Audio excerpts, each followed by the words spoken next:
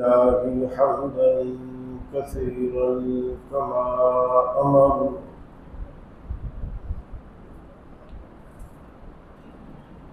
ونشهد أن لا إله إلا الله وحده لا شريك له في الخلق والأمر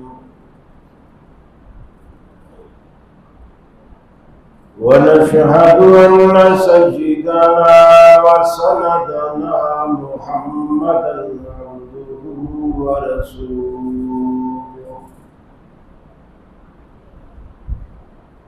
المبعوث إلى الأسود والأحمر لتتميم مكارم الأخلاق لا يخلق نبي ولا رسول بعده ولا أمة بعد أمته ولا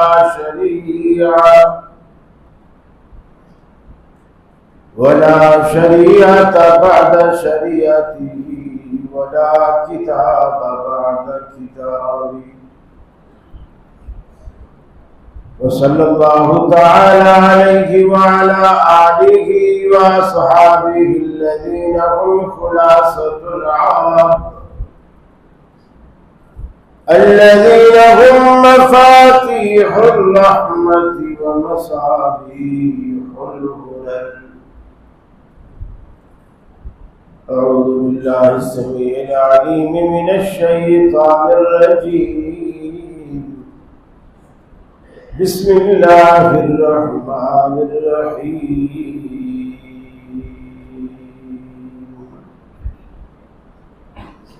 إنما يريد الله ليذهب عنكم الرجس أهل البيت ويطهركم تطهيرا.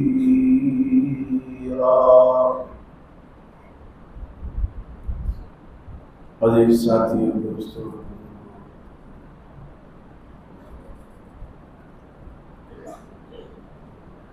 محرم کو لے کر بہت ساری غلط فہمیاں پیدا کی جاتی ہیں،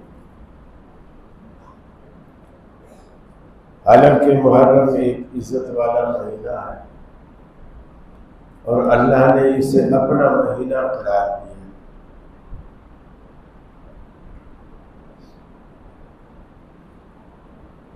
بہت ساری خرافات ایسی ہیں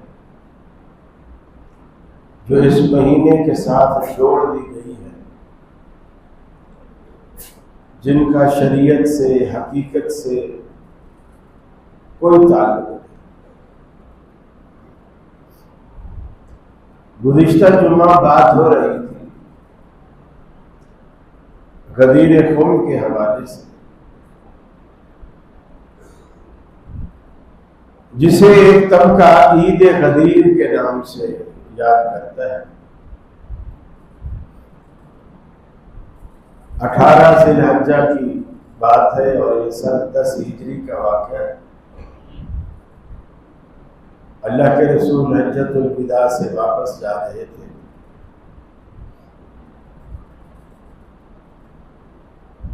اور خم کے مقام پر یہ واقعہ پیش آیا. آپ تفسیر پچھلے جمعہ سن چکے ہیں. حضرت علی سے متعلق جو شکایات کی گئی کہ انہوں نے ہم سے مال غنیمت واپس لے لیا وغیرہ وغیرہ.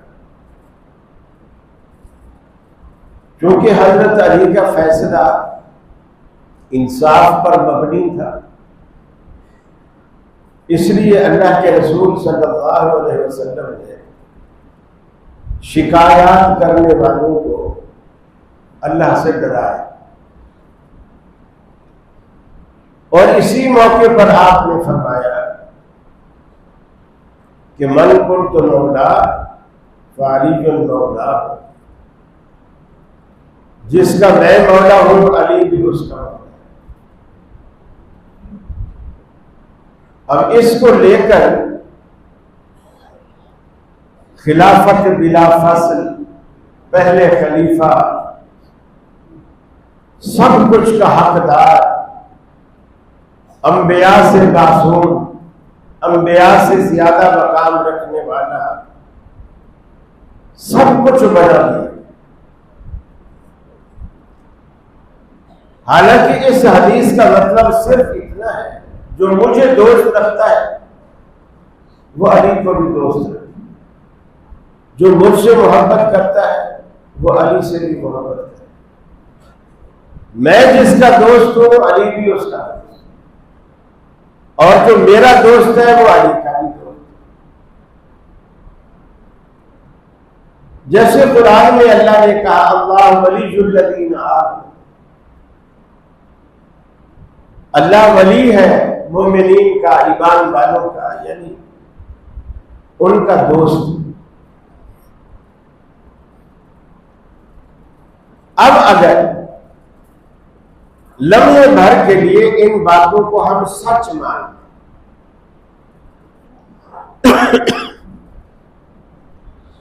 کہ رسول اکرم صلی اللہ علیہ وسلم نے من کنت مولا کہہ کر خلافت علی کے سپرد کر دی، اگر ہم لمحے بھر کے لیے مانیں تو یہ اعلان تو اب ہو گیا۔ اب یہ ذی الحجہ کا مہینہ، اس کے بعد آپ محرم، صفر، ربیع الاول، تیسرے مہینے میں آپ دار فانی سے رخصت۔ اگر آپ نے اپنی وفات سے 3 ماہ قبل سیدنا علی المرتضیٰ کی خلافت کا اعلان کر دیا تو اس موقع پر حضرت علی بھی موجود ہے، سارے صحابہ موجود ہیں، حضرت عباس جو حضرت علی کے بھی چچا ہیں، رسول اللہ کے بھی چچا ہیں، وہ بھی موجود ہیں۔ پھر 3 مہینے بعد جب رسول اللہ صلی اللہ علیہ وسلم کی وفات کا وقت قریب آیا اور آپ بستر مرگ پر، چارپائی پر تشریف فرما ہے، علالت میں ہے، بیماری میں ہے،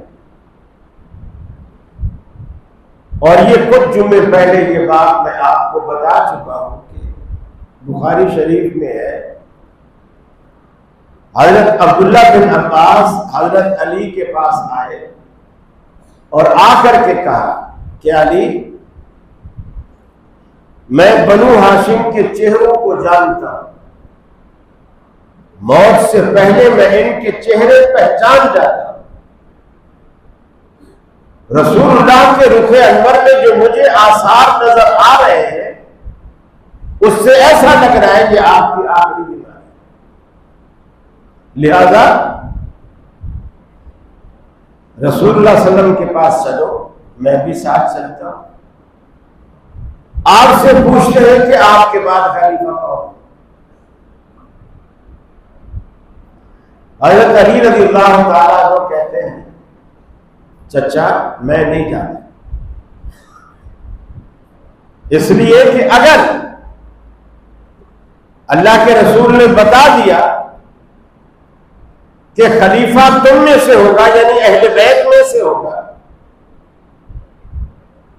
تو ٹھیک ہے، لیکن اگر آپ نے کسی اور کا نام لے لیا تو پھر چچا یہ یاد رکھ لے، پھر قیامت کا خلافت ہمارے اس میں نہیں ہے۔ اب 3 مہینے پہلے غدیر خم کے مقام پر اللہ کے رسول اگر یہ فیصلہ کر چکے تھے کہ میرے بعد علی خلیفہ ہے اور صحابہ میں اس کا اعلان کر چکے تھے، اور من کنت مولا کا مطلب ہی یہی تھا، اور حضرت عباس بھی غدیر خم پر موجود ہے، وہ کیوں حضرت علی سے کہتے ہیں کہ چلو رسول اللہ صلی اللہ علیہ وسلم سے پوچھتے ہیں کہ آپ کے بعد خلیفہ کون ہوگا؟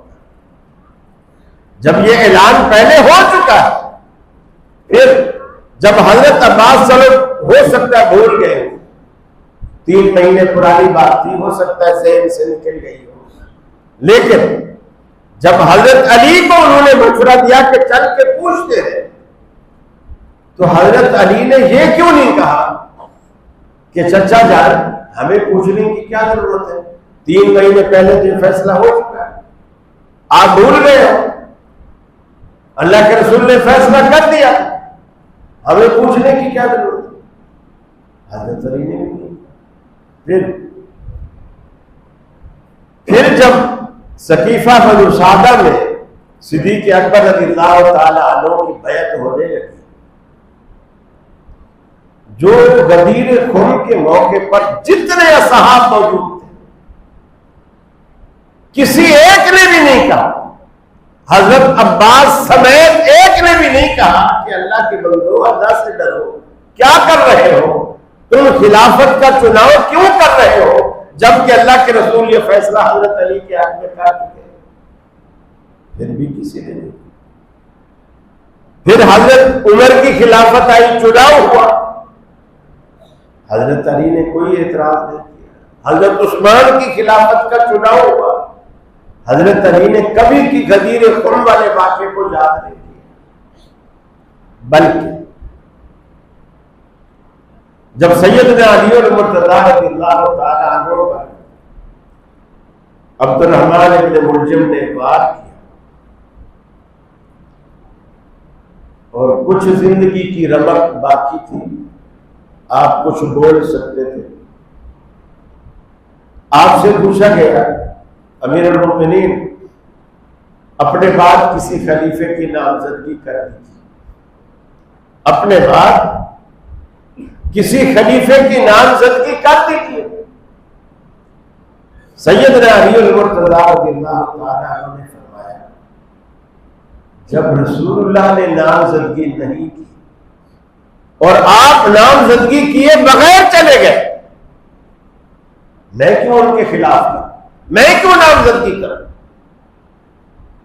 اب اس سے صاف ظاہر ہوتا ہے کہ رسول اللہ نے نامزدگی نہیں کی، اور حضرت علی کے اپنے الفاظ کہ جو کام رسول اللہ نے نہیں کیا وہ میں کیوں کروں، وہ میں کیوں کروں۔ پھر دیکھیے سیدنا معاویہ رضی اللہ تعالی عنہ جو حضرت عثمان کی قصاص کا مطالبہ لے کر کھڑے ہوئے، سیدہ عائشہ بھی شامل ہو گئی، انہوں نے بھی مطالبہ اس لیے بنتا تھا کہ آپ خلیفہ ہیں اور اسلام کا نفاذ آپ کی ذمہ داری، قصاص بھی ہر بندہ نہیں اٹھ کے لینے لگ جائے گا، وہ بھی ریاست لے گی، اسٹیٹ لے گی، بھلے کسی کے بھائی کو کسی نے قتل کیا اور اس نے اپنی آنکھوں سے دیکھا کہ اس نے قتل کیا، تو شریعت اسے حق نہیں دیتی کہ وہ رات کو اٹھے اپنی گن اٹھائے، پستول اٹھائے، اسے جا کے قتل کرے۔ شریعت کہتی ہے وہ عدالت میں جائے، حکومت کو اپنے گواہ پیش کرے، اپنے پروف پیش کرے، اپنا ثبوت پیش کرے اور اسے حکومت کی طرف سے اسے سزا دلوائے۔ یہی کام سیدہ عائشہ نے کیا اور یہی کام حضرت سیدنا معاویہ رضی اللہ تعالی عنہ نے کیا کہ حضرت علی سے مطالبہ کیا کہ آپ چونکہ خلیفہ ہیں، آپ کی ذمہ داری ہے کہ حضرت عثمان رضی اللہ تعالی عنہ کا آپ قصاص لیں اور قاتلین کو آپ سزا دیں۔ اب اس میں بہت ساری باتیں ہیں، ایک بات یہ بھی ہے کہ جی حضرت عمار بن یاسر رضی اللہ تعالیٰ عنہ، مسلم کی روایت ہے، حضرت علی کی طرف تھے، جنگ میں حضرت علی کی طرف تھے، اور اللہ کے رسول کا ایک فرمان تھا کہ اے عمار اس وقت تیرا کیا حال ہوگا جب ایک باغی گروہ تجھے قتل کرے اور وہ تجھے جہنم کی طرف بلاتا ہوگا اور تو انہیں جنت کی طرف بلاتا ہوگا۔ نعوذ باللہ من ذالک، اس سے یہ کہا جاتا ہے کہ چونکہ حضرت علی کے ساتھ تھے حضرت عمار، لہذا ان کو حضرت معاویہ کے لوگوں نے قتل کیا، اور اس کا کوئی پروف نہیں، کوئی پروف نہیں، اس لیے کہ خارجی حضرت معاویہ کے گروہ میں بھی ہے اور خارجی حضرت علی کے گروہ میں بھی ہے، اور یہ دونوں ایسے ظالم تھے کہ کہیں سے بھی سلو کی بات آتی یہ اس میں دخل ڈالتے اور سلو کو پھر جھگڑے میں تبدیل کرتے، یہ سلو نہیں ہونے دیتے۔ اور یہ دونوں گروہوں میں موجود تھے، حضرت علی کے گروہ میں بھی، حضرت معاویہ کے گروہ میں سلو نہیں ہونے دیتے۔ اب اگر حضرت معاویہ کے گروہ نے حضرت عمار بن یاسر کو قتل کیا ہوتا، آج 1400 سال بعد ایک طبقے کو تو یہ خیال آیا اس حدیث کی روشنی میں، اور جس کے حق میں یہ حدیث جا رہی ہے حضرت علی رضی اللہ تعالیٰ عنہ نے، انہوں نے اپنے حق میں اس حدیث کو ساری زندگی کیوں کبھی کوٹ نہیں کیا کہ جب حضرت عمار شہید ہوئے وہ کہہ دیتے بس فیصلہ ہو گیا، فیصلہ ہو گیا، اللہ کے رسول نے فرمایا تھا اس کو باقی گروہ قتل کرے گا، لہذا اس کو حضرت معاویہ کے گروہ نے قتل کیا، لہذا ثابت ہو گیا ہم حق پر ہے وہ باقی۔ حضرت علی نے ساری زندگی اس حدیث کو کبھی بھی استعمال نہیں۔ پھر رسول اکرم صلی اللہ علیہ وسلم نے حضرت حسن سے متعلق جو باتیں بیان فرمائی کہ میرا یہ بیٹا مسلمانوں کے فئتین عظیمتین من المسلمین، مسلمانوں کے دو عظیم گروہوں کے درمیان میرا یہ بیٹا سلوک ہے، اور حضرت حسن نے کر کے دکھا۔ اب بات یہاں سوچنے کی ہے، ایک طبقے کا یہ عقیدہ ہے کہ ہمارے جتنے 12 امام ہیں یہ بالکل اسی طرح غلطی سے پاک اور معصوم ہوتے ہیں جس طرح نبی معصوم ہوتے ہیں، یہ ان کا عقیدہ ہے۔ ان کے 12 کے 12 امام خطا سے پاک، ان سے غلطی کا امکان ہی نہیں۔ اسی لیے ائمہ کے ناموں پر جب بھی یہ نام بولتے ہیں علیہ السلام کا لفظ اسی لیے بولتے ہیں کہ چونکہ ہم یہ اصطلاح انبیاء کے لیے مخصوص کرتے ہیں، وہ یہ اصطلاح اپنے اماموں پر بھی بولتے ہیں۔ امام حسین علیہ السلام، حسن علیہ السلام، علی علیہ السلام، حسن عسکری علیہ، یہ سارے جتنے بھی ہیں سب پر یہ علیہ السلام کی اصطلاح اسی لیے استعمال کرتے ہیں کہ یہ اسی طرح معصوم ہے جس طرح پیغمبر معصوم ہے۔ اب آپ دیکھیے، اگر امام معصوم ہے اور ان سے غلطی کا امکان نہیں ہے، تو جو حضرت حسن نے حضرت معاویہ سے صلح کی تو اس میں بھی تو غلطی کا امکان نہیں ہونا چاہیے۔ صلح تو اسی امام نے کی نا جو تمہارے عقیدے کے مطابق معصوم ہے، اس سے غلطی ہو ہی نہیں سکتی۔ چنانچہ ان لوگوں کی بڑی بڑی کتابوں میں حضرت حسن رضی اللہ تعالیٰ عنہ کے یہ الفاظ موجود ہیں جو ان کے لوگوں نے لکھے کوفہ کی جامع مسجد میں، جو حضرت حسن کے والد حضرت علی المرتضیٰ نے بنوائی تھی۔ جب آپ مدینہ سے ہجرت کر کے کوفہ گئے، اپنا دارالخلافہ کوفہ میں بنایا، کوفہ میں جو جامع مسجد بنائی اس مسجد میں حضرت حسن نے معاویہ کو بلایا رضی اللہ تعالیٰ، اپنے والد والا ممبر یعنی حضرت علی والا ممبر مسجد میں رکھوا، جیسے یہ تو فکس ہے، وہ لکڑی کے ممبر ہوتے تھے، ہٹا بھی دیے جاتے تھے اور رکھ بھی دیے جاتے تھے۔ وہ ممبر رکھوایا جس پر حضرت علی خطبہ دیتے، مجمع میں حضرت معاویہ موجود ہے، حضرت حسن موجود ہے، حضرت حسین موجود ہے، اور حضرت حسن کی فوج کے سپہ سالار ہے قیس بن ابو عبیدہ ابن جراح، وہ بھی موجود ہے، اور بڑے جلیل و قدر موجود۔ کوفہ کی جامع مسجد بھری پڑی، آپ نے حضرت حسن نے معاویہ کو مجمع سے اٹھایا اور اپنے والد والے ممبر حضرت علی کے ممبر پر بٹھایا اور خود سامنے بیٹھ گئے، اور حضرت معاویہ سے کہا کہ آپ جو کہنا چاہتے ہیں کہیں. انہوں نے باتیں کہی. حضرت حسن نے کچھ شرطیں رکھی. انہوں نے بغیر کسی رد و بدل کے منو عن ساری کی ساری شرطیں تسلیم کی. جب حضرت معاویہ نے شرطیں ساری مان لی, حضرت حسن رضی اللہ تعالیٰ عنہ اٹھے اور ان کی کتب کے الفاظ اٹھنے کے بعد حضرت معاویہ کے ہاتھ پہ بیعت. اگر حضرت معاویہ باطل ہے تو ایک معصوم امام جس سے غلطی کا امکان ہی نہیں ہے وہ باطل کے ہاتھ میں اپنا ہاتھ دے رہا.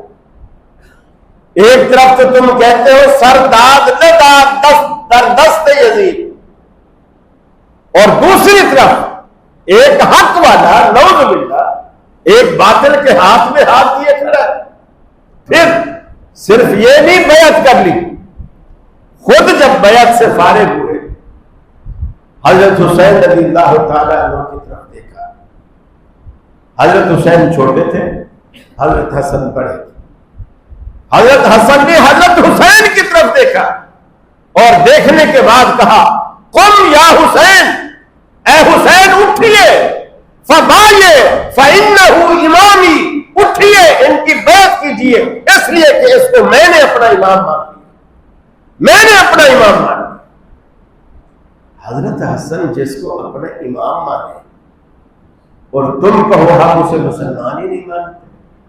حضرت حسن کہے یہ میرا امام ہے اور آپ کہو یہ مسلمان ہی نہیں. کوئی بڑا صحابی ہو, کوئی چھوٹا صحابی ہو, کسی صحابی کے بارے میں کوئی شخص دل میں کھوٹ رکھتا ہے, اس کے ایمان میں کھوٹ ہے, اس کی مسلمانیت میں کھوٹ ہے, اس کے عقیدے میں کھوٹ ہے, اس کی توحید مشکوک ہے, اس کا حب رسول ہونا مشکوک ہے.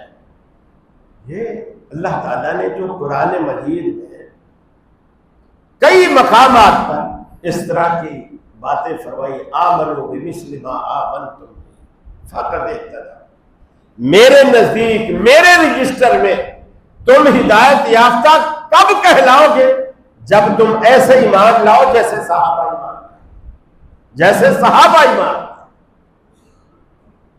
اب سیدنا حسن رضی اللہ تعالی عنہ کا کوفے کی جامع مسجد میں کھڑے ہو کر اعلان کرنا, حضرت حسین سے کہنا حسین اٹھو بیعت کرو, اس لیے کہ فإنہ امامی, اس لیے کہ معاویہ میرا آج سے میرا امام ہے.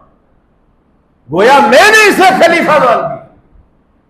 جس کو سیدنا حسن نے خلیفہ مانا, سیدنا حسین نے خلیفہ مانا. حضرت حسن کی فوج کے سپہ سالار قیس بن ابو عبیدہ ابن جراح نے خلیفہ مانا. تیرے پیٹ میں مروڑ کیوں ہوتے, تیرے پیٹ میں تکلیف کیوں ہوتی؟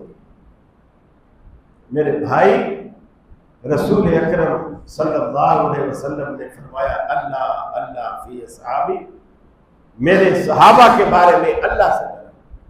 ومن ابغضهم فببغضی ابغضہ ومن احبهم فبحبی احبہ, جو بھی میرے صحابہ سے بغض رکھے گا وہ گویا مجھ سے بغض رکھے گا, اور جو میرے صحابہ سے محبت رکھے گا گویا مجھ سے محبت رکھے گا. یہ آپ نے ایک معیار بنا, لہذا محرم کا بہانہ بنا کر صحابہ کرام پہ تبرع نہ کیے جائے. صحابہ کرام, اب آپ دیکھیے ہر سال محرم آتا ہے, محرم سے پہلے حکومتی مشینری حرکت میں آتی ہے. تقریباً مسجد کے ذمہ داران, متولی, صدر, سیکٹری, خطیب, ان کو بلایا جاتا ہے اور ان سے ایک سرکاری سطح پر ایک میٹنگ کی جاتی ہے کہ جی محرم آ رہا ہے, امن قائم کرنا, محرم آ رہا ہے, امن قائم کرنا. مجھے بتائیں, آج تک ایک مثال نہیں آپ پیش کر سکتے دنیا میں کہ کبھی اہل حدیث حنفیوں سے اس لیے لڑے ہو, قتل و غارت ہوئی ہو کہ یہ ریفرنڈم کیوں نہیں کرتے. کسی مسجد میں دیوبندی اہل حدیثوں سے اس لیے لڑے ہو کہ یہ 20 تراویح نہیں پڑھتے، لہذا قتل و غارت ہوئی۔ کسی جگہ بریلوی اہل حدیثوں کو اس لیے قتل کیا ہو کہ یہ آمین اونچی کہتے ہیں، آپ نہیں سنتے۔ لیکن جب بھی مسلمانوں میں قتل و غارت ہوئی ہے، وہ رفع الیدین، آمین، فاتحہ خلف الامام 8 یا 20 تراویح پر نہیں ہوئی۔ جب بھی قتل و غارت ہوئی ہے اس مسئلے پر، ایک کہتا ہے اس صحابی کو میں مسلمان مانتا ہوں، دوسرا کہتا ہے میں نہیں مانتا۔ تو پہلے اس چیز کی روک تھام کی جائے نا۔ ہر سال اجلاس ہوتے ہیں لیکن نتیجہ کچھ نہیں نکلتا۔ اس کی وجہ یہ ہے کہ جو کتا کنویں میں مرا پڑا ہے پہلے اس سے تو نکالو نا۔ صرف 80 ڈول 40 ڈول کنواں نکال کے کتا وہی پڑا ہوا ہے، تو کنویں کیسے پاک؟ جو ریزن ہے اصل جھگڑے کا، جو فساد کی جڑ ہے، اس جڑ کو ختم کرو۔ اس چیز کو روکا جائے کہ کسی کو یہ حق نہیں ہے کہ مقدس ہستیوں کے خلاف وہ زبان درازی کرے، چاہے وہ رسالت کا معاملہ ہو، اہل بیت کا معاملہ ہو یا اصحاب رسول کا معاملہ ہو۔ کسی کو یہ حق نہیں دیا جانا چاہیے کہ وہ مقدس ہستیوں کے بارے میں زبان درازی کرے اور مسلمانوں کے جذبات کو مجروح کرے۔ اور پھر دیکھیے ظلم کی بات ہے،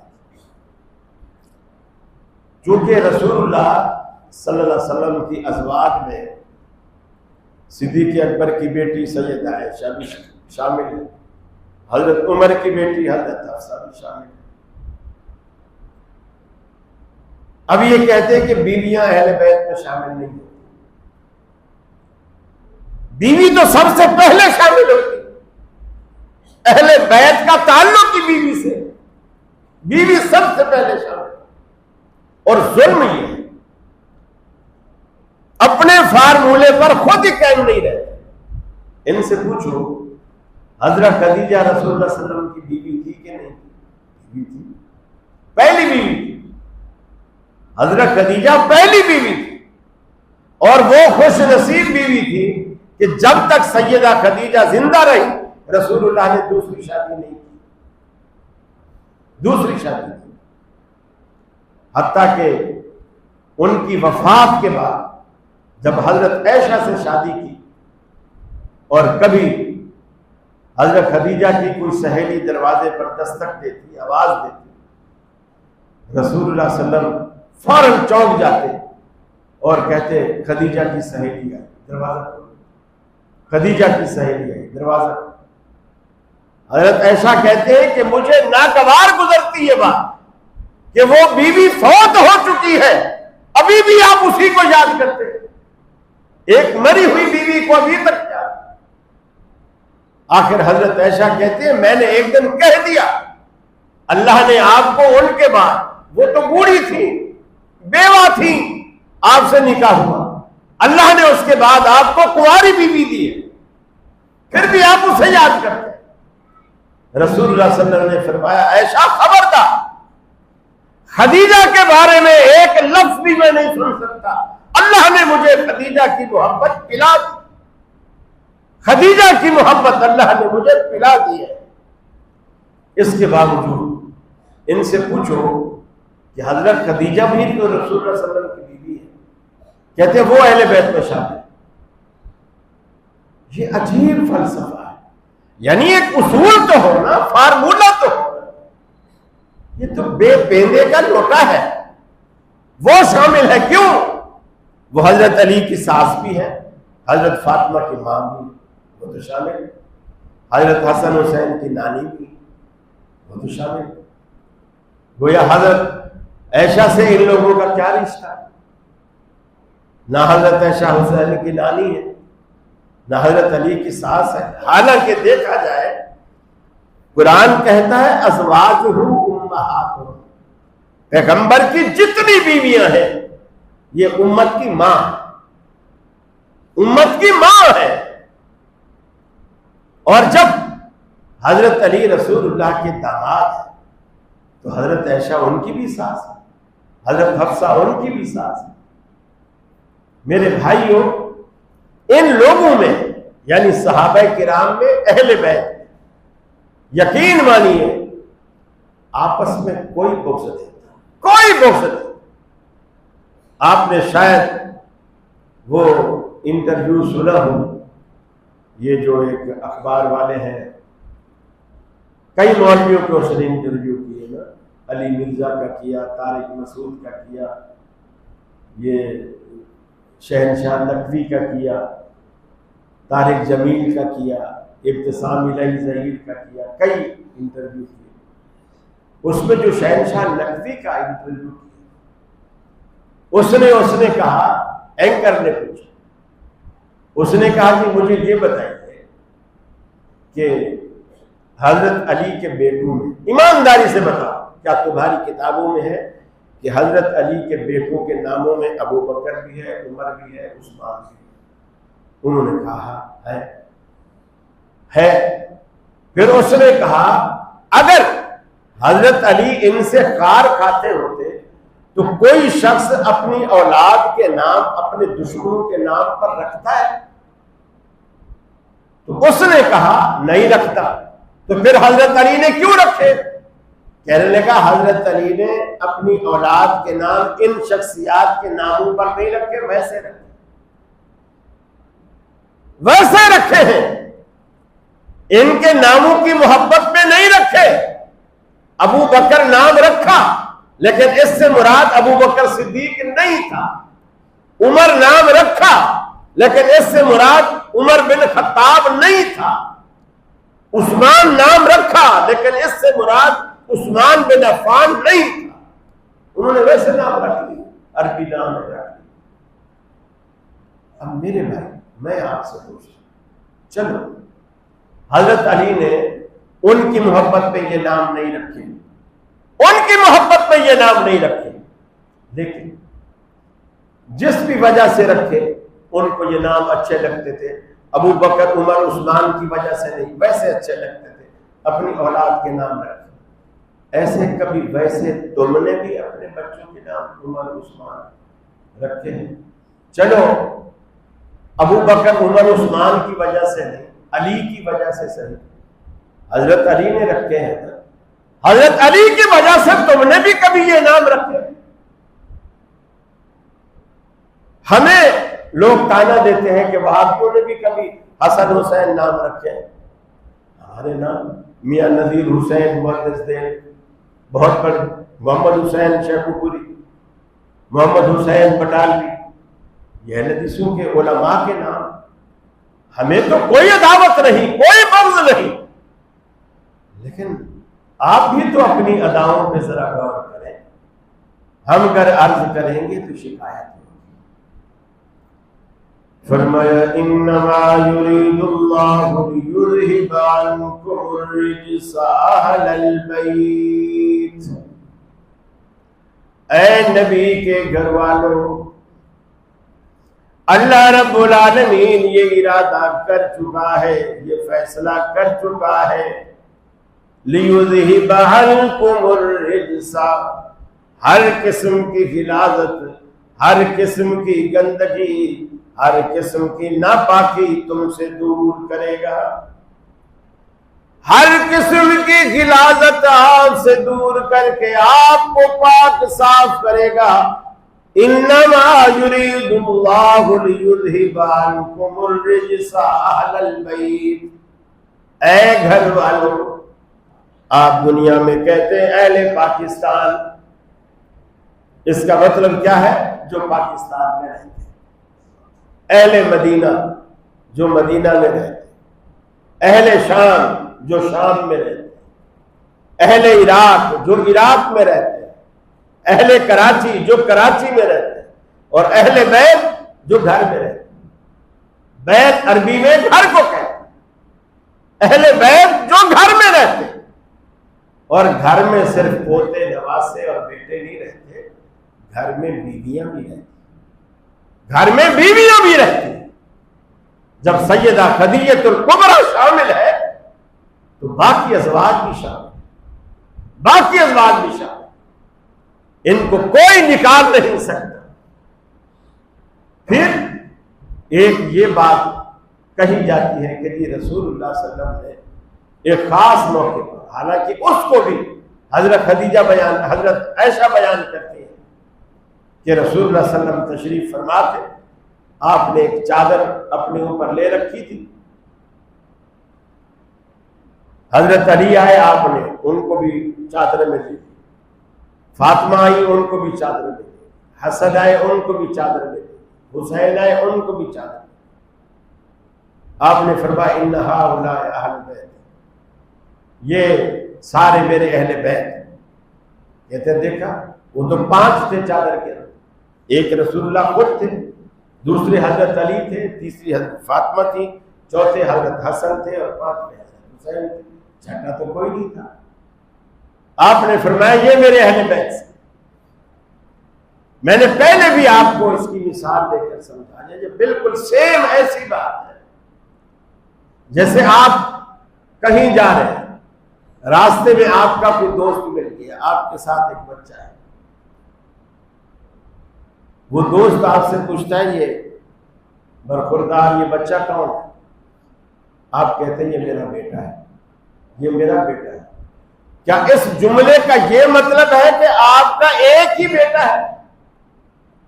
یہ میرا بیٹا ہے، یہ بات درست ہے، لیکن آپ کے تو 5 بیٹے ہیں، 4 گھر میں ہے، ایک یہاں ہے آپ کے ساتھ۔ اب آپ نے اطلاع اس کی دی جو اس وقت آپ کے ساتھ، باقیوں کی آپ نے نفی نہیں کی، آپ نے اس کی اطلاع دی کہ یہ میرا ضرور بیٹا ہے، لیکن اس کا مطلب یہ نہیں کہ اس کے علاوہ میرے بیٹے نہیں۔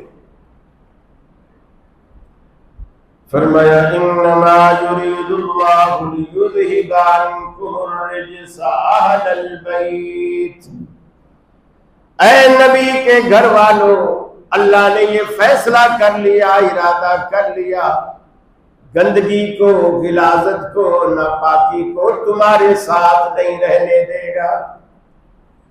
وَيُطَهِّرَكُمْ تَطْهِيرًا، اللہ نے یہ فیصلہ کر لیا کہ آپ کو پاک اور صاف بنا کر رکھے گا، ہر قسم کی غلاظت کو آپ سے دور کرے گا۔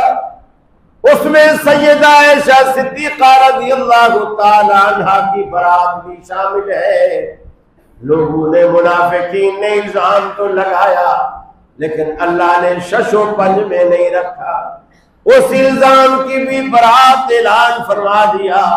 الخبیثات للخبیثین والخبیثون للخبیثات، فرمایا ہم نے گندی عورتیں گندے مردوں کے لیے اور اچھی پاک باز عورتیں پاک باز مردوں کے لیے رکھی ہیں۔ اگر عائشہ کے دامن پہ داغ لگاؤ گے تو یہ چینٹے نبی کے دامن پہ بھی پڑیں گے۔ انما یرید اللہ لیذہب عنکم الرجس اہل البیت، اے نبی کے گھر والوں، جس میں اولادیں بھی شامل، بیویاں بھی شامل، پوتے نواسے بھی شامل، سارے آپ کی آل ساری کی ساری شامل۔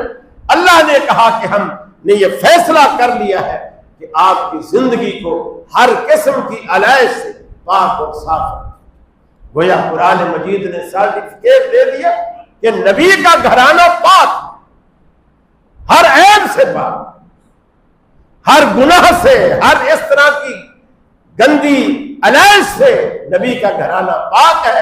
اللہ نے فیصلہ کر لیا کہ وہ انہیں پاک رکھے۔ وَيُطَهِّرَكُمْ تَطْهِيرًا، لہذا صحابہ کے بارے میں، اہل بیت کے بارے میں اپنے ایمان کو صاف رکھیے، صحابہ اور اہل بیت کی محبت کو اپنا جزو ایمان سمجھیے، اور یہ جو لوگ خرافات، ادھر ادھر کی باتیں، جھوٹی سچے، یقین مانیے محرم کو لے کر اتنی کہانیاں گھڑی گئی، اتنی کہانیاں گھڑی کہ آدمی دنگ رہ جائے، اتنی کہانیاں گھڑی، اور حقیقت کچھ بھی نہیں، حقیقت کچھ بھی نہیں۔ انشاءاللہ آگے چل کر ہم واقعہ کربلا کی حقیقت کو بھی انشاءاللہ بیان کریں گے، آپ سنیں گے۔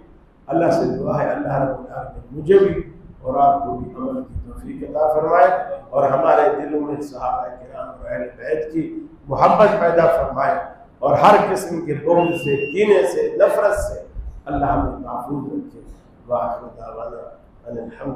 کوئی بڑا صحابی ہو، کوئی چھوٹا صحابی ہو، کسی صحابی کے بارے میں کوئی شخص دل میں کھوٹ رکھتا ہے، اس کے ایمان میں کھوٹ ہے، اس کی مسلمانیت میں کھوٹ ہے، اس کے عقیدے میں کھوٹ ہے، اس کی توحید مشکوک ہے، اس کا حب رسول ہونا مشکوک ہے۔ یہ اللہ تعالیٰ نے جو قرآن مجید میں کئی مقامات پر اس طرح کی باتیں فرمائی، آمنوا بمثل ما آمنتم بہ فقد اہتدوا، میرے نزدیک، میرے رجسٹر میں تم ہدایت یافتہ کب کہلاؤ گے؟ جب تم ایسے ایمان لاؤ جیسے صحابہ ایمان لائے، جیسے صحابہ ایمان لائے۔ اب سیدنا حسن رضی اللہ تعالی عنہ کا کوفے کی جامع مسجد میں کھڑے ہو کر اعلان کرنا، حضرت حسین سے کہنا، حسین اٹھو بیعت کرو، اس لیے کہ فَإِنَّهُ إِمَامِي، اس لیے کہ معاویہ میرا آج سے میرا امام ہے، گویا میں نے اسے خلیفہ مان دیا، جس کو سیدنا حسن نے خلیفہ مانا، سیدنا حسین نے خلیفہ مانا۔ حضرت حسن کی فوج کے سپہ سالار قیس بن ابو عبیدہ ابن جراح نے خلیفہ مانا۔ تیرے پیٹ میں مروڑ کیوں ہوتے، تیرے پیٹ میں تکلیف کیوں ہوتی؟ میرے بھائی، رسول اکرم صلی اللہ علیہ وسلم نے فرمایا اللہ اللہ فی اصحابی، میرے صحابہ کے بارے میں اللہ سے ڈرو، ومن ابغضهم فببغضی ابغضہ ومن احبهم فبحبی احبہ، جو بھی میرے صحابہ سے بغض رکھے گا وہ گویا مجھ سے بغض رکھے گا، اور جو میرے صحابہ سے محبت رکھے گا گویا مجھ سے محبت رکھے گا۔ یہ آپ نے ایک معیار بنا، لہذا محرم کا بہانہ بنا کر صحابہ کرام پہ تبرع نہ کیے جائے۔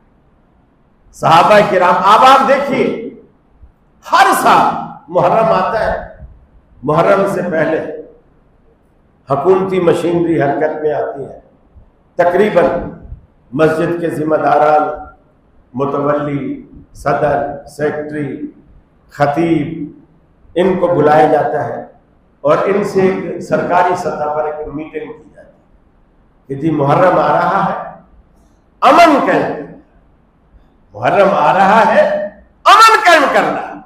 مجھے بتائیں، آج تک ایک مثال نہیں آپ پیش کر سکتے دنیا میں کہ کبھی اہل حدیث حنفیوں سے اس لیے لڑے ہو، قتل و غارت ہوئی ہو کہ یہ ریفرنڈم کیوں نہیں کرتے؟ کسی مسجد میں دیوبندی اہل حدیثوں سے اس لیے لڑے ہو کہ یہ 20 تراوی نہیں پڑھتے لہذا قتل و غارت ہوئی۔ کسی جگہ بریلوی اہل حدیثوں کو اس لیے قتل کیا ہو کہ یہ آمین اونچی کہتے ہیں، آپ نہیں سنتے۔ لیکن جب بھی مسلمانوں میں قتل و غارت ہوئی ہے، وہ رفع الیدین، آمین، فاتحہ خلف الامام 8 یا 20 تراوی پر نہیں ہوئی۔ جب بھی قتل و غارت ہوئی ہے اس مسئلے پر، ایک کہتا ہے اس صحابی کو میں مسلمان مانتا ہوں، دوسرا کہتا ہے میں نہیں مانتا۔ تو پہلے اس چیز کی روک تھام کی جائے نا۔ ہر سال اجلاس ہوتے ہیں لیکن نتیجہ کچھ نہیں نکلتا۔ اس کی وجہ یہ ہے کہ جو کتا کنویں میں مرا پڑا ہے پہلے اس سے تو نکالو نا۔ صرف 80 ڈول 40 ڈول کنواں نکال کے کتا وہی پڑا ہوا ہے، کنویں کیسے پاک؟ جو ریزن ہے اصل جھگڑے کا، جو فساد کی جڑ ہے، اس جڑ کو ختم، اس چیز کو روکا جائے کہ کسی کو یہ حق نہیں ہے کہ مقدس ہستیوں کے خلاف وہ زبان درازی کرے، چاہے وہ رسالت کا معاملہ ہو، اہل بیت کا معاملہ ہو یا اصحاب رسول کا معاملہ ہو۔ کسی کو یہ حق نہیں دیا جانا چاہیے کہ وہ مقدس ہستیوں کے بارے میں زبان درازی کرے اور مسلمانوں کے جذبات کو مجروح کرے۔ اور پھر دیکھیے ظلم کی بات ہے، چونکہ رسول اللہ صلی اللہ علیہ وسلم کی ازواج میں صدیق اکبر کی بیٹی سیدہ عائشہ بھی شامل ہے، حضرت عمر کی بیٹی حضرت حفصہ بھی شامل ہے۔ اب یہ کہتے ہیں کہ بیویاں اہل بیت میں شامل نہیں ہوتی، بیوی تو سب سے پہلے شامل ہوتی، اہل بیت کا تعلق کی بیوی سے، بیوی سب سے پہلے شامل۔ اور ظلم یہ ہے اپنے فارمولے پر خود ہی قائم نہیں رہتے۔ ان سے پوچھو حضرت خدیجہ رسول اللہ صلی اللہ علیہ وسلم کی بیوی تھی کہ نہیں تھی؟ بیوی تھی، پہلی بیوی تھی، حضرت خدیجہ پہلی بیوی تھی، اور وہ خوش نصیب بیوی تھی کہ جب تک سیدہ خدیجہ زندہ رہی رسول اللہ نے دوسری شادی نہیں کی، دوسری شادی نہیں، حتیٰ کہ ان کی وفات کے بعد جب حضرت عائشہ سے شادی کی اور کبھی حضرت خدیجہ کی کوئی سہیلی دروازے پر دستک دیتی، آواز دیتی، رسول اللہ صلی اللہ علیہ وسلم فوراً چونک جاتے اور کہتے خدیجہ کی سہیلی آئی، دروازہ کھولو، خدیجہ کی سہیلی آئی، دروازہ کھولو۔ حضرت عائشہ کہتے ہیں کہ مجھے ناگوار گزرتی ہے بات کہ وہ بیوی فوت ہو چکی ہے، ابھی بھی آپ اسی کو یاد کرتے ہیں، ایک مری ہوئی بیوی کو ابھی تک یاد۔ آخر حضرت عائشہ کہتے ہیں میں نے ایک دن کہہ دیا، اللہ نے آپ کو ان کے بعد، وہ تو بوڑھی تھی، بیوہ تھی، آپ سے نکاح ہوا، اللہ نے اس کے بعد آپ کو کنواری بیوی دی ہے، پھر بھی آپ اسے یاد کرتے ہیں۔ رسول اللہ صلی اللہ علیہ وسلم نے فرمایا عائشہ خبردار، خدیجہ کے بارے میں ایک لفظ بھی میں نہیں سن سکتا، اللہ نے مجھے خدیجہ کی محبت پلا دی، خدیجہ کی محبت اللہ نے مجھے پلا دی ہے۔ اس کے باوجود ان سے پوچھو کہ حضرت خدیجہ بھی تو رسول اللہ صلی اللہ علیہ وسلم کی بیوی ہے، کہتے وہ اہل بیت میں شامل ہے۔ یہ عجیب فلسفہ ہے، یعنی ایک اصول تو ہونا، فارمولہ تو ہونا، یہ تو بے پیندے کا لوٹا ہے، وہ شامل ہے کیوں؟ وہ حضرت علی کی ساس بھی ہے، حضرت فاطمہ کی ماں بھی، وہ تو شامل ہے، حضرت حسن حسین کی نانی بھی، وہ تو شامل ہے۔ گویا حضرت عائشہ سے ان لوگوں کا کیا رشتہ ہے؟ نہ حضرت عائشہ حسین کی نانی ہے، نہ حضرت علی کی ساس ہے، حالانکہ دیکھا جائے قرآن کہتا ہے ازواجہ امہاتہم، پیغمبر کی جتنی بیویاں ہیں یہ امت کی ماں ہے، امت کی ماں ہے۔ اور جب حضرت علی رسول اللہ کے داماد ہیں تو حضرت عائشہ ان کی بھی ساس ہے، حضرت حفصہ ان کی بھی ساس ہے۔ میرے بھائیوں، ان لوگوں میں یعنی صحابہ کرام میں، اہل بیت، یقین مانیے آپس میں کوئی بغض نہیں تھا، کوئی بغض نہیں۔ آپ نے شاید وہ انٹرویو سنا ہو، یہ جو ایک اخبار والے ہیں، کئی مولویوں کو اس نے انٹرویو کیے نا، علی مرزا کا کیا، طارق مسعود کا کیا، یہ شہنشاہ نقوی کا کیا، طارق جمیل کا کیا، ابتسام الہی ظہیر کا کیا، کئی انٹرویو کیے۔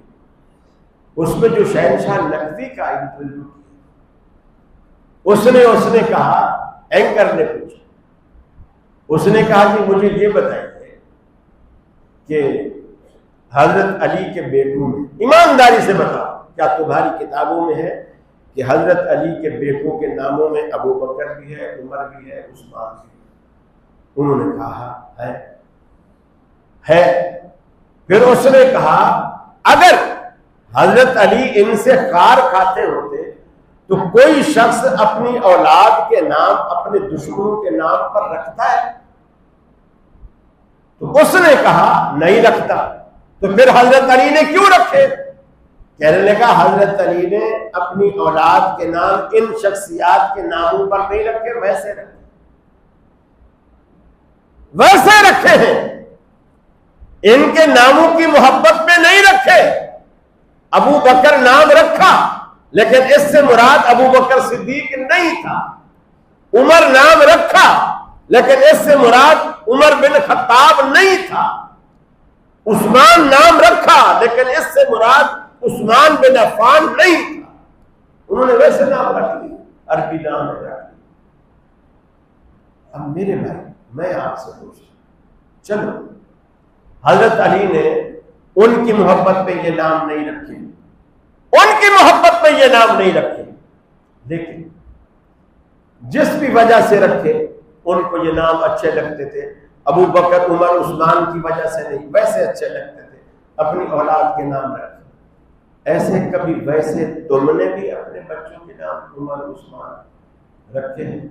چلو ابو بکر عمر عثمان کی وجہ سے نہیں، علی کی وجہ سے صحیح، حضرت علی نے رکھے ہیں. حضرت علی کی وجہ سے تم نے بھی کبھی یہ نام رکھے. ہمیں لوگ تانا دیتے ہیں کہ وہابیوں نے بھی کبھی حسن حسین نام رکھے ہیں. ہمارے نام میاں نذیر حسین محدث دین، بہت بڑے، محمد حسین شیخو پوری، محمد حسین بٹالوی، یہ اہل حدیثوں کے علماء کے نام. ہمیں تو کوئی عداوت نہیں، کوئی بغض نہیں، لیکن آپ بھی تو اپنی اداؤں پہ ذرا غور کریں. ہم اگر عرض کریں گے تو شکایت ہوگی. فرمایا انما یرید اللہ لیذھب عنکم الرجس اہل البیت. اے نبی کے گھر والوں، اللہ رب العالمین یہ ارادہ کر چکا ہے، یہ فیصلہ کر چکا ہے، لیذھب عنکم الرجس، ہر قسم کی غلاظت، ہر قسم کی گندگی، ہر قسم کی ناپاکی تم سے دور کرے گا. ہر قسم کی غلاظت آپ سے دور کر کے آپ کو پاک صاف کرے گا. انما یرید اللہ لیذھب عنکم الرجس اہل البیت. اے گھر والوں، آپ دنیا میں کہتے ہیں اہل پاکستان، اس کا مطلب کیا ہے؟ جو پاکستان میں رہتے ہیں. اہل مدینہ جو مدینہ میں رہتے ہیں، اہل شام جو شام میں رہتے ہیں، اہل عراق جو عراق میں رہتے ہیں، اہل کراچی جو کراچی میں رہتے ہیں، اور اہل بیت جو گھر میں رہتے ہیں. بیت عربی میں گھر کو کہتے ہیں. اہل بیت جو گھر میں رہتے ہیں، اور گھر میں صرف پوتے نواسے اور بیٹے نہیں رہتے، گھر میں بیویاں بھی رہتی، گھر میں بیویاں بھی رہتی. جب سیدہ خدیجہ الکبریٰ شامل ہے تو باقی ازواج بھی شامل، باقی ازواج بھی شامل، ان کو کوئی نکال نہیں سکتا. پھر ایک یہ بات کہی جاتی ہے کہ جی رسول اللہ صلی اللہ علیہ وسلم نے ایک خاص موقع پر، حالانکہ اس کو بھی حضرت خدیجہ بیان، حضرت عائشہ بیان کرتی ہیں کہ رسول اللہ صلی اللہ علیہ وسلم تشریف فرما تھے، آپ نے ایک چادر اپنے اوپر لے رکھی تھی. حضرت علی آئے، آپ نے ان کو بھی چادر میں دی. فاطمہ آئی، ان کو بھی چادر میں دی. حسن آئے، ان کو بھی چادر میں دی. حسین آئے، ان کو بھی چادر میں دی. آپ نے فرمایا ان ہؤلاء اہل بیت، یہ سارے میرے اہل بیت. کہتے دیکھا وہ تو 5 تھے چادر کے اندر، ایک رسول اللہ خود تھے، دوسرے حضرت علی تھے، تیسری حضرت فاطمہ تھی، چوتھے حضرت حسن تھے، اور 5ویں حضرت حسین تھے، چھٹا تو کوئی نہیں تھا. آپ نے فرمایا یہ میرے اہل بیت سے.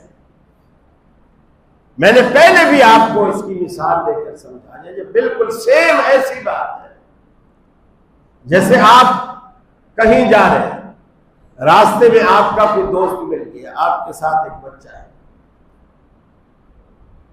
وہ دوست آپ سے پوچھتا ہے یہ برخوردار یہ بچہ کون ہے؟ آپ کہتے ہیں یہ میرا بیٹا ہے، یہ میرا بیٹا ہے. کیا اس جملے کا یہ مطلب ہے کہ آپ کا ایک ہی بیٹا ہے؟ یہ میرا بیٹا ہے، یہ بات درست ہے، لیکن آپ کے تو 5 بیٹے ہیں، 4 گھر میں ہے، ایک یہاں ہے آپ کے ساتھ.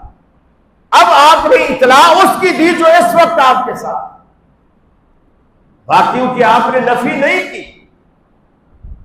آپ نے اس کی اطلاع دی کہ یہ میرا ضرور بیٹا ہے، لیکن اس کا مطلب یہ نہیں کہ اس کے علاوہ میرے بیٹے نہیں۔ فرمایا انما یرید اللہ لیذہب عنکم الرجس اہل البیت، اے نبی کے گھر والوں، اللہ نے یہ فیصلہ کر لیا، ارادہ کر لیا، گندگی کو، غلاظت کو، ناپاکی کو تمہارے ساتھ نہیں رہنے دے گا۔ وَيُطَهِّرَكُمْ تَطْهِيرًا، اللہ نے یہ فیصلہ کر لیا کہ آپ کو پاک اور صاف بنا کر رکھے گا، ہر قسم کی غلاظت کو آپ سے دور کرے گا۔ اس میں سیدہ عائشہ صدیقہ رضی اللہ تعالی عنہا کی برات بھی شامل ہے۔ لوگوں نے، منافقین نے الزام تو لگایا، لیکن اللہ نے شش و پنج میں نہیں رکھا، اس الزام کی بھی برات اعلان فرما دیا۔ الخبیثات للخبیثین والخبیثون للخبیثات، فرمایا ہم نے گندی عورتیں گندے مردوں کے لیے اور اچھی پاک باز عورتیں پاک باز مردوں کے لیے رکھی ہیں۔ اگر عائشہ کے دامن پہ داغ لگاؤ گے تو یہ چینٹے نبی کے دامن پہ بھی پڑیں گے۔ انما یرید اللہ لیذہب عنکم الرجس اہل البیت، اے نبی کے گھر والوں، جس میں اولادیں بھی شامل، بیویاں بھی شامل، پوتے نواسے بھی شامل، سارے آپ کی آل ساری کی ساری شامل۔ اللہ نے کہا کہ ہم نے یہ فیصلہ کر لیا ہے کہ آپ کی زندگی کو ہر قسم کی علائش سے پاک اور صاف رکھیں۔ گویا قرآن مجید نے سرٹیفکیٹ دے دیا کہ نبی کا گھرانہ پاک، ہر عیب سے پاک، ہر گناہ سے، ہر اس طرح کی گندی علائش سے نبی کا گھرانہ پاک ہے۔ اللہ نے فیصلہ کر لیا کہ وہ انہیں پاک رکھے۔ وَيُطَهِّرَكُمْ تَطْهِيرًا، لہذا صحابہ کے بارے میں، اہل بیت کے بارے میں اپنے ایمان کو صاف رکھیے، صحابہ اور اہل بیت کی محبت کو اپنا جزو ایمان سمجھیے، اور یہ جو لوگ خرافات، ادھر ادھر کی باتیں، جھوٹی سچے، یقین مانیے محرم کو لے کر اتنی کہانیاں گھڑی گئی، اتنی کہانیاں گھڑی کہ آدمی دنگ رہ جائے، اتنی کہانیاں گھڑی، اور حقیقت کچھ بھی نہیں، حقیقت کچھ بھی نہیں۔ انشاءاللہ آگے چل کر ہم واقعہ کربلا کی حقیقت کو بھی انشاءاللہ بیان کریں گے، آپ سنیں گے۔ اللہ سے دعا ہے اللہ رب العالمین مجھے بھی اور آپ کو بھی عمل کی توفیق عطا فرمائے، اور ہمارے دلوں میں صحابہ کرام اور اہل بیت کی محبت پیدا فرمائے، اور ہر قسم کے بغض سے، کینے سے، نفرت سے اللہ ہمیں محفوظ رکھے۔ وآخر دعوانا ان الحمد